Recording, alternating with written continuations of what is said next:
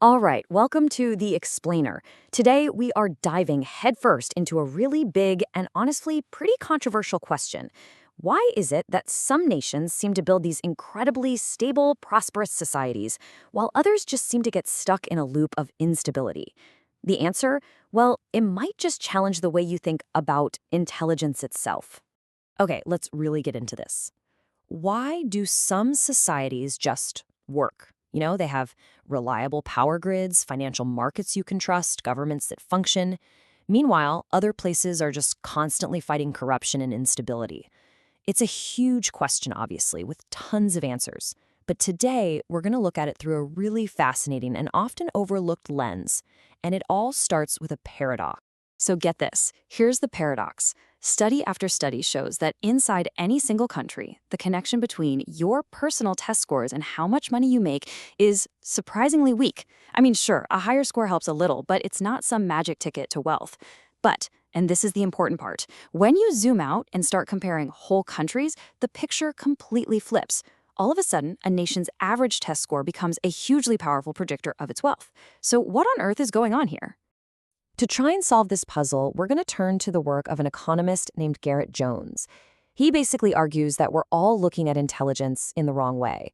We're so focused on the individual that we're missing the importance of the collective.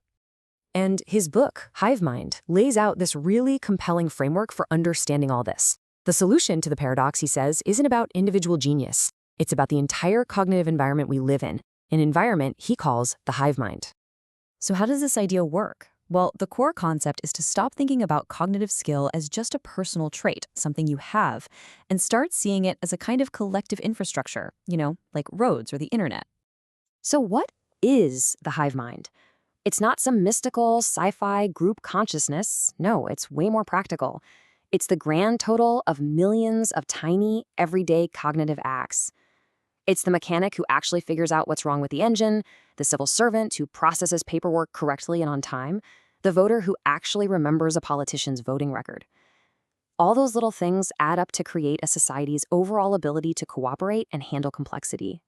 And this quote from the book just nails the point. The productivity of your hive, your society, has a massive impact on your own success.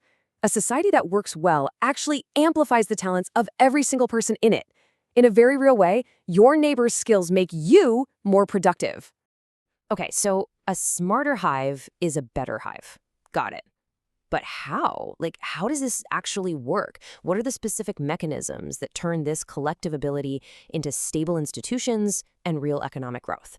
Jones argues it really boils down to two main channels.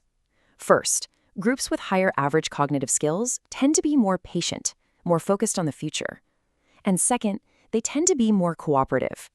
These two traits, he says, are the secret ingredients for building a modern, prosperous society. Okay, so let's look at patience first. Patient people, as a group, are just more willing to save for the future. And in economics, there's this ironclad rule: savings equals investment. That money doesn't just vanish, it gets turned into the capital that's used to build factories, invent new technologies, and fund all the infrastructure that ultimately makes everyone more productive.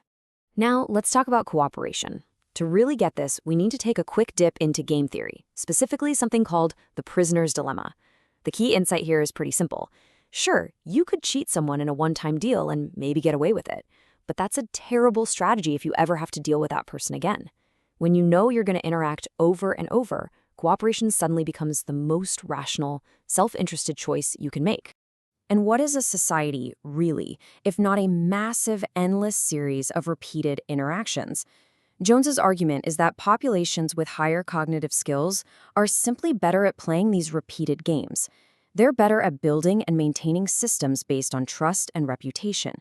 And that leads to everything from reliable contracts that people actually honor to much lower levels of corruption. So that's the theory. Patience leads to investment, cooperation leads to trust. It sounds compelling, right?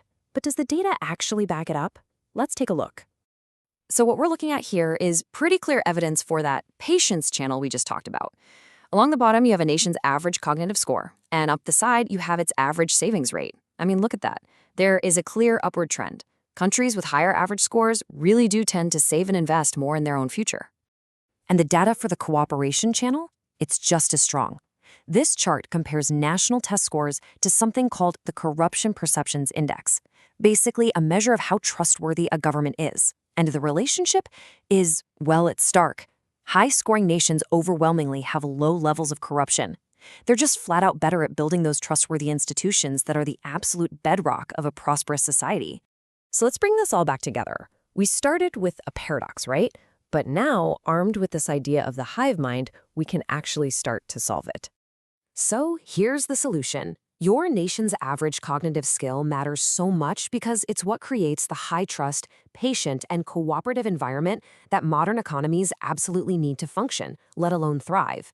It was never really about your individual brilliance. It's about the collective ability of all the people around you to coordinate on complex, long-term goals. And this brings us right back to our show's theme, a crisis in perception. Our culture is completely obsessed with individual achievement, right? The lone genius, the star entrepreneur. But when we do that, we miss the invisible system that actually makes all of their work possible in the first place.